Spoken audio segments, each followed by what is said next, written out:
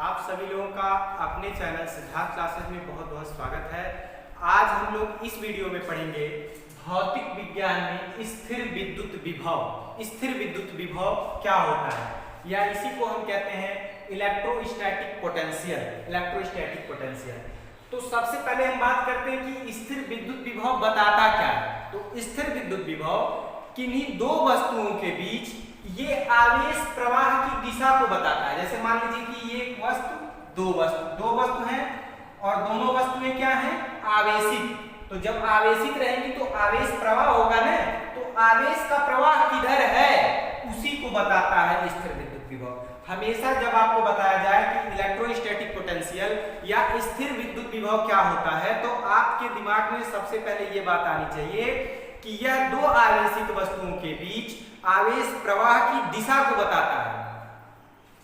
अब आगे बढ़ते हैं, इसको हम डिफाइन करते हैं। तो जैसे कि यहाँ पे हमने डिफिनीशन लिख दिया है कि कैसे आप स्थिर विद्युत विभव को बताएंगे।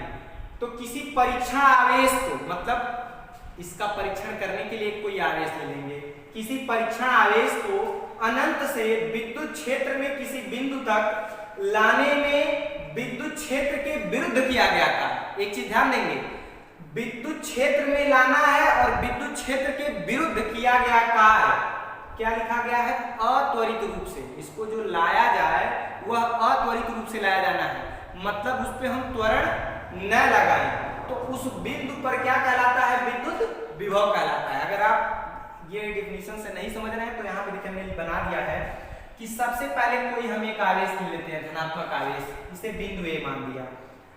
तो जब कोई आवेश ले लिए तो उसके कारण क्या बन जाता है, विद्युत क्षेत्र बन जाता है। जब भी कोई एक आवेश ले लिया जाता है तो उसके कारण विद्युत क्षेत्र बन जाता है, ठीक है। और हमने क्या लिया, अनंत पर कोई एक आवेश मान लिया Q0, ये भी क्या है, धनात्मक है। अनंत पर कोई आवेश क्या है, Q0 धनात्मक है। तो इसको हमको क्या करना है कि इस विद्युत क्षेत्र में लाना है। तो आप सोचेंगे कि कार्य कैसे होगा।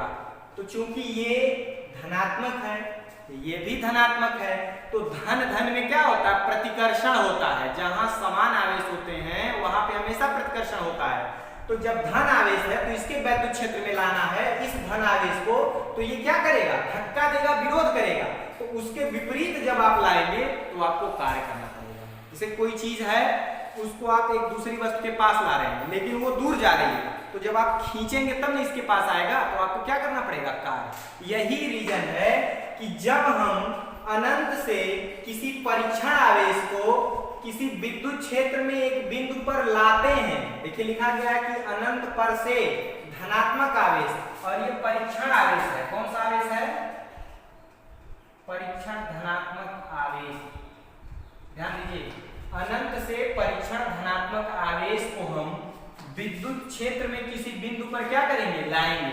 तो जो किया गया कार्य होगा और इस आवेश दोनों का अनुपात ही क्या कहलाता है, विद्युत विभव कहलाता है। तो सबसे पहले कोई एक आवेश लेंगे, उसके कारण विद्युत क्षेत्र उत्पन्न होगा।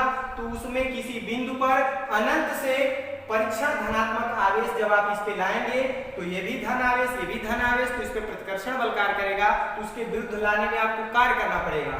तो वही किया गया कार्य और परीक्षण आवेश जिस आवेश को ला रहे हैं, दोनों के अनुपात को हम क्या कहते हैं, विद्युत विभव कहते हैं।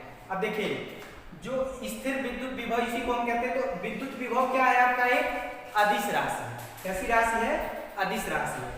और इसका मात्रक क्या होता है, वोल्ट या जूल प्रति कूलाम। इसका मात्रक क्या होता है, वोल्ट या जूल प्रति कूलाम। अब आगे इसके बीमा पर हम बात करेंगे कि इसकी बीमा क्या होगी।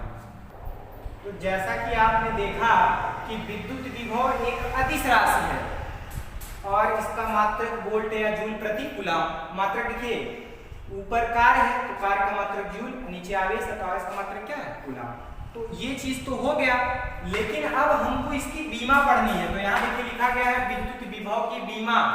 तो हमको जब किसी भी राशि की बीमा लिखनी है और उसकी डायरेक्ट बीमा नहीं पता है तो उसके फार्मूले को हम देखते हैं कि इसके फार्मूले में क्या क्या है, उन राशियों का हमें बीमा पता है कि नहीं।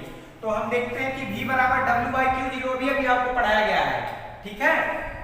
तो अगर हमें W की बीमा और Q की बीमा पता हो तो ये V की बीमा पता चल जाएगी और कार्य की बीमा आप पढ़ चुके हैं।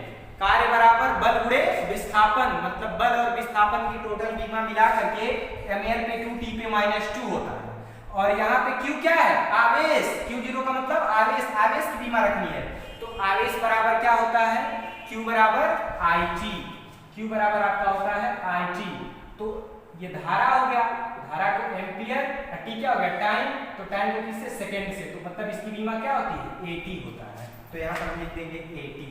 अब देखिए इसको ऊपर ले जाएंगे तो m l पे 2 और t ऊपर जाएगा तो -1 और -1 -2 t पे -3 और ये ऊपर जाएगा a पे -1, अर्थात v की जो बीमा बनी m l पे 2 t पे -3 a पे -1। तो इस टॉपिक में आपने देखा कि स्थिर विद्युत विभव क्या होता है, या उसी को विद्युत विभव के रूप में आपने समझा कि विद्युत विभव क्या होता है, साथ ही साथ विद्युत विभव से क्या पता चलता है। तो इससे किन्हीं दो वस्तुओं में आवेश प्रवाह की दिशा को आप ज्ञात करते हैं, और आपको जब स्थिर विद्युत विभव या विभव ज्ञात करना हो तो इस फार्मूले से आप ज्ञात कर सकते हैं। यह एक अदिश राशि है, इसका मात्रक वोल्ट या जूल प्रति कूलम होता है, इसकी बीमा यहाँ पर है। तो आप लोग इस वीडियो को पूरा देखें, लाइक करें और एक दूसरे से साझा करें।